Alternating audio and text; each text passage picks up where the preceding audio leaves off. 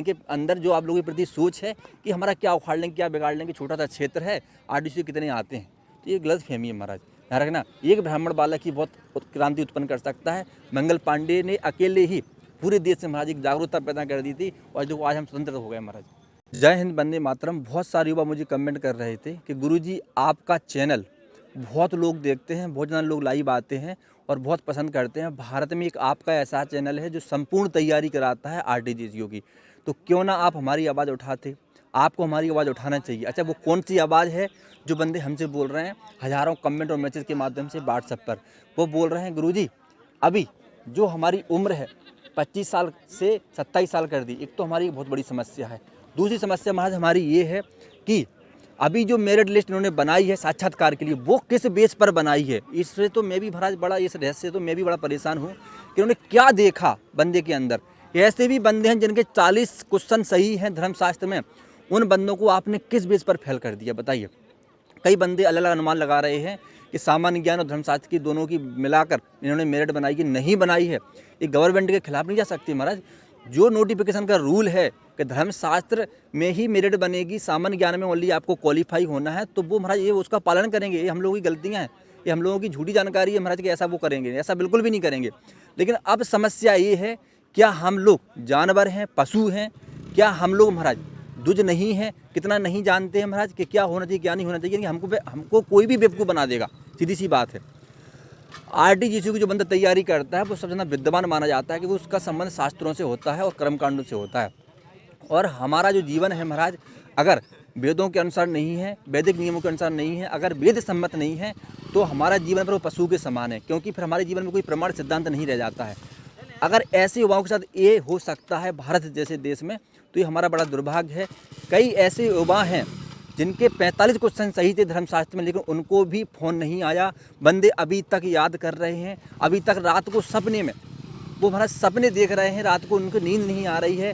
12 बजे बंदे मुझे कॉल कर देते हैं, गुरुजी मुझे नींद नहीं आ रही, हम क्या करें बताइए। हमारी ऐसी क्या गलती थी? कई बंदे ऐसे थे जिनके जो ओवरेज हो चुके हैं, महाराज, जिनके साक्षात्कार में नंबर आ जाना चाहिए था और साक्षात्कार हो जाना चाहिए था। ऐसे भी बंदे बेचारे तड़प रहे हैं। वो मेल कर रहे हैं, पता नहीं गृह मंत्री रक्षा मंत्री को क्या क्या भेजते रहते हैं, फिर बाद में मुझे भेजते हैं गुरुजी हमने ये कर दिया वो कर दिया। क्या हम कोर्ट केस करें? पता नहीं महाराज उनका जीवन कैसा गुजरेगा, मुझे तो बड़ी चिंता हो रही है। और मैं भगवान से प्रार्थना करना चाहूँगा ऐसे बंदों को शांति दे, धैर्य दे। वास्तव में दुख तो होता है महाराज। दुख इसलिए होता है क्योंकि बंदा जब घर से बाहर निकलता है नौकरी के लिए महाराज झूला टांग के, तो आपको पता है कि उसके मन में कई प्रकार के सपने होते हैं, कई प्रकार की जिम्मेदारियाँ होती हैं, और कई प्रकार के महाराज उसके मन में ऐसे विचार होते हैं कि हम ये करेंगे, हम वो करेंगे, परिवार के लिए हम कुछ नया करेंगे। और आरटीजीएसयू को सपना होता है हमारा, वो बड़ा बेहतरीन सपना होता है, क्योंकि आरटीजीएसयू के बारे में जितना इन्होंने सुना होता है उससे कई गुना इनको लाभ मिलता है नौकरी पाने के बाद। तो क्यों ना बंदे दुखी होंगे। अब मैं सरकार से पूछना चाहता हूँ इस वीडियो के माध्यम से, मैं सभी से कहना चाहूँगा कि जो मेरिट बनाई थी आरटीजीएसयू की, आपने किस बेस पर बनाई थी? पहली बात। दूसरी, सामान्य ज्ञान का जो एग्ज़ाम होता है उससे क्या आपका कोई संबंध है तो फिर महाराज वो अनलीगल है, वो लीगल नहीं है महाराज, क्योंकि आपको मेरिट ओनली धर्मशास्त्र से बना जाना चाहिए था। अगर कई बंदों के मान लो सामान्य ज्ञान में नंबर क्वालिफाई हैं तो वो योग्य है। अभी तक ऐसी भर्ती चली आ रही है, बताइए। और आगे क्या भरोसा आप लोगों का महाराज? हम आप पर आगे भी कैसे विश्वास कर लें? अभी कई बंदे ऐसे बीए हैं, तो मेरी सबसे चिंता रहती है कि जिन बंदों ने बीए किया, एमए आचार्य किया, कहीं आप उन पर हमला ना कर दो, कहीं उस पर अटैक ना कर दो कि भैया अब तो हमको ओनली आचार और शास्त्र ही चाहिए और डिप्लोमा चाहिए, हमको बीए नहीं चाहिए। भले ही आपकी नोटिफिकेशन में लिखा हो कि ग्राउंड में आप ऐसी हरकतें ना करने लगो। ध्यान रखना, कोई भी हुआ चिंता मत करना, मेरा अनुमान है, मैं काल्पनिक बात कर रहा हूँ, कहीं ऐसा ना कर दें ये लोग, ठीक है महाराज। तो जितनी भी युवा हैं मैं सभी से कहना चाहता हूँ बुंदेलखंड के ज़्यादा से ज़्यादा बंदे जुड़ें, जिससे आप लोगों की आवाज़ ऊपर तक जाए। अब ध्यान रखना, इस वीडियो को आप लोग शेयर इसलिए करना कि सरकार को थोड़ा सा पता चले कि आखिर पे इनकी भी समस्या। अरे हम संख्या में कम है तो क्या होगा महाराज, हमारे पास ज्ञान है, बुद्धि है। ध्यान रखना, आप दुज बालक हो महाराज, आप क्या नहीं कर सकते हो? अभी तक इतिहास में आपने ही नेतृत्व किया है, अच्छे अच्छे साम्राज्यों का नेतृत्व किया, आपने राज्यों का किया है, आपने राजनीति, कूटनीति, आपसे कोई क्षेत्र छूटा थोड़ी है महाराज। हमारे चाणक्य महाराज थे महाराज, उन्होंने क्या किया बताइए? यानी कि छोटे से बालक को उन्होंने 16 जनपद का राजा बना दिया था। तो हम उसी पीढ़ी से हैं महाराज, आप लोग उसी पीढ़ी से हो, ध्यान रखना। तो गुरु चेला की जो परंपरा चली आ रही है महाराज, अगर उसको हम सही तरीके से निर्वहन करेंगे तो हमें पता है कि हमको कोई नहीं हरा सकता। तो बंदे हिम्मत ना हारें। अच्छा, एक बात इनकी समस्या और है, जब भी नोटिफिकेशन देते हैं तो नोटिफिकेशन हमारी समस्या पता क्या पैदा कर देते हैं। जैसे कोई बंदे की उम्र मान लो 27 साल कंप्लीट हो रही है, तो वो बंदा फार्म डाल ही नहीं सकता। 2 महीने 2 महीने ज़्यादा उम्र उससे लेते हैं। बताइए कौन सा तरीका है महाराज। अगर बंदा एक एक दिन गिनता है महाराज, पता है आपको, एक एक दिन गिनता है।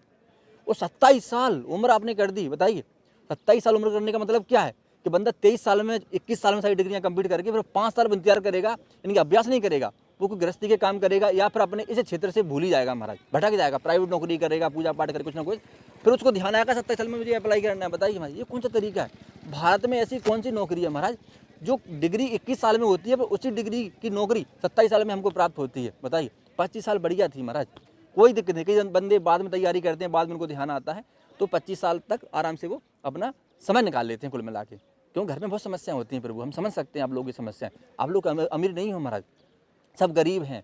आज सबसे बड़ी स्थिति देखा जाए तो ब्राह्मणों की है महाराज, सबसे बड़ी स्थिति देखा जाए। आज कर्मकांडों पर उनका जीवन व्यतीत होता था, आज कर्मकांड भी लोग नहीं कराते। ठीक है, आज लोगों की धर्म में आस्था कम हो गई। ठीक है, आज ब्राह्मणों को उल्टा सीधे लोग बोलते हैं। तो आप समझ सकते हो कि इनकी कितनी बड़ी समस्या है। और मैं ब्राह्मणों की बात नहीं कर रहा हूँ, जो बंदा इस फील्ड में इंटरेस्ट करता है उनकी सबकी यही पीड़ा है महाराज, ध्यान रखना। तो जितनी भी युवा है मैं सभी से कहना चाहूँ इस वीडियो को शेयर जरूर करना आप लोग, इसलिए शेयर करना जिससे यह बात आगे तक पहुँच जाए। ये बात कोई नहीं उठाएगा, मुझे पता है, हम ही रिस्क लेते रहते हैं महाराज हमेशा। और जब भी कोई समस्या पैदा होती है, कोई भी समस्या, तो हम सबसे पहले हम ही खड़े होते हैं। और आपको पता है सरकार ने कितने नियम बना दिए हैं कि अगर हम ऐसी वीडियो बनाते लोगों को लगता है ये भड़का रहे हैं, तो कहीं ना कहीं 151 की धारा लगाने का हम पे प्रयास करते हैं। कई बार ऐसा हमारे साथ होगा महाराज, हमको धमकी भी आई कि आप लड़कों को भड़का रहे हो, ऐसा कर रहे हो। लेकिन महाराज हम डरने वाले नहीं हैं महाराज। देखिए हमें जीवन से कोई मोह नहीं है महाराज, बस हमारा उद्देश्य यही है महाराज कि जो जीवन में चल रहा है सब सत्य से और न्यायपूर्ण हो महाराज, सत्य के अनुरूप हो और न्याय के अनुरूप हो, तो महाराज मुझे लगता है कहीं ना कहीं हमारा जीवन सार्थक होगा। नहीं तो ऐसा जीवन तो सभी जी रहे हैं महाराज। हम बहुत अच्छी बिल्डिंग बना लेते हैं, बड़े खुश होते हैं, लगता है हाँ कितनी बढ़िया बिल्डिंग बनी। बिल्डिंग की उम्र होती है महाराज 500 साल 200 साल, और आपकी उम्र होती है 50-60 साल महाराज। तो फिर मतलब क्या है महाराज सब चीज़ों का। इसलिए हमें पता है महाराज कि जीवन का मुख्य उद्देश्य क्या होना चाहिए, और हमारा जीवन नश्वर है, नष्ट होगा, तो इसलिए इतना मोह भी नहीं है महाराज। तो डरने की कोई बात ही नहीं है प्रभु। तो जितनी भी युवा है मैं सभी से कहना चाहूँगा, आप सुन लो ध्यान से, जो मैं बोल रहा हूँ उसको आप ध्यान से सुनना है। जितनी युवाओं की जो उम्र है 27 साल, जो फार्म डाल रहे हैं, वो लोग बिल्कुल नीतिपूर्ण महाराज एक अपना अच्छा सा प्लान करें। बुंदेलखंड अकेडमी से आप चाहो तो सामान्य ज्ञान की बुक मंगा सकते हो, अच्छे से तैयारी कर सकते हो, क्योंकि आप लोगों का जो विषय है वो महाराज सामान्य ज्ञान का होता है। धर्मशास्त्र तो आप लोग संपूर्ण तैयारी कर ही लेते हो, पास कर लेते हो, लेकिन सामान्य ज्ञान में ज़्यादातर बंदे फेल होते हैं, क्योंकि आपका इस क्षेत्र से संबंध दूर का होता है, क्योंकि आप उस क्षेत्र में नहीं होते हो महाराज। ठीक है, तो आपको संविधान भी पढ़ना होता है, इतिहास भी पढ़ना होता है, और आपको महाराज नागरिक शास्त्र वगैरह, भूगोल, ये सब चीज़ की जानकारी भी रखनी होती है। क्योंकि इसलिए वो 40, उनको भी पता है कि इनका ये विषय बहुत कमजोर होता है, इसलिए वो 40% ही आपसे लोगों से मांगते हैं। नहीं तो इसमें भी कॉम्पिटिशन रखते हैं महाराज वो लोग। तो जितनी भी युवा हैं, तो आप लोगों के लिए महाराज जो भी हेल्प होगी, हम यहाँ से रात दिन आप लोगों के लिए काम करते हैं। आपने देखा होगा मेरे सिर में दर्द होने लगता है, मेरी आंखें सूज जाती हैं महाराज, आप लोगों के लिए काम करते करते हर प्रकार से। ठीक है, अभी बुक तैयार करी तो हमने कितनी मेहनत से बुक बनाई है। ठीक है, और कई लोग फिर इसमें बाधा भी उत्पन्न करते हैं हम लोगों को। ठीक है, तो जीवन हमारा परोपकारी होना चाहिए, हमारा स्वार्थी नहीं होना चाहिए, हमें तो यही लगता है। तो जितनी भी युवा हैं, मैं फाइनली यही कहूँगा, अभी साक्षात्कार में पूरी ताकत लगा दो महाराज। जो प्रश्न मैंने आपको बताया है उन प्रश्नों को अगर अच्छे से याद कर लोगे, अच्छे से काम कर लोगे, तो आपको एक अनुमान हो जाएगा कि मेरा नंबर आएगा तो मुझसे क्या पूछ सकते हैं और मुझे क्या बताना है।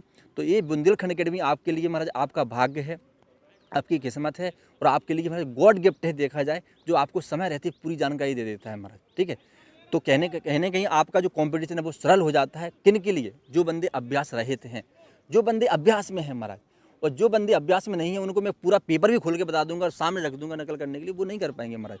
तो उनको फायदा हो जाता है जो पहले से महाराज अवेयरनेस है, यानी कि पहले से जागृति में हैं, पहले से जागरूक हैं, ऐसे बंदों को फायदा मिल जाता है। ठीक है प्रभु, तो कहने का तात्पर्य हमारा यही है कि सरकारों को ऐसा नहीं करना चाहिए इन बंदों के साथ में कि भैया आपने मेरिट बना दी, लेकिन पता नहीं चला मेरिट किस बात की बनाई।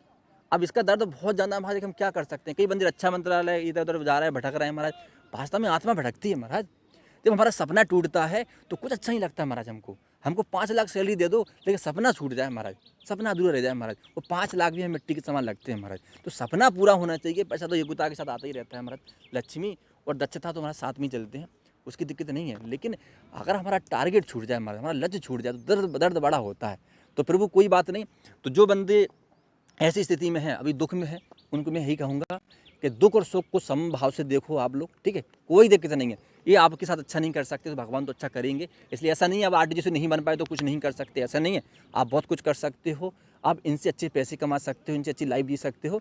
बस थोड़ा सा सोचने की आवश्यकता है, धैर्य रखने की आवश्यकता है, तो समय निकालने की आवश्यकता है। लेकिन मैं इतना बात भी कहूँगा, अगर आपके साथ कुछ गलत होता है तो फिर लड़ना भी सीखो। फिर आपके अंदर क्रांति रस भी होना चाहिए, जिससे हम न्याय को पा सकें। इनके अंदर जो आप लोगों के प्रति सोच है कि हमारा क्या उखाड़ लेंगे, क्या बिगाड़ लेंगे, छोटा सा क्षेत्र है, आरडीसी कितने आते हैं, तो ये गलतफ़हमी है महाराज। ध्यान रखना, एक ब्राह्मण बालक ही बहुत क्रांति उत्पन्न कर सकता है। मंगल पांडे ने अकेले ही पूरे देश में महाराज एक जागरूकता पैदा कर दी थी, और जो आज हम स्वतंत्र हो गए महाराज, इसी कारण। तो किन्हीं जो रिश्तों लेना ही पड़ता है महाराज।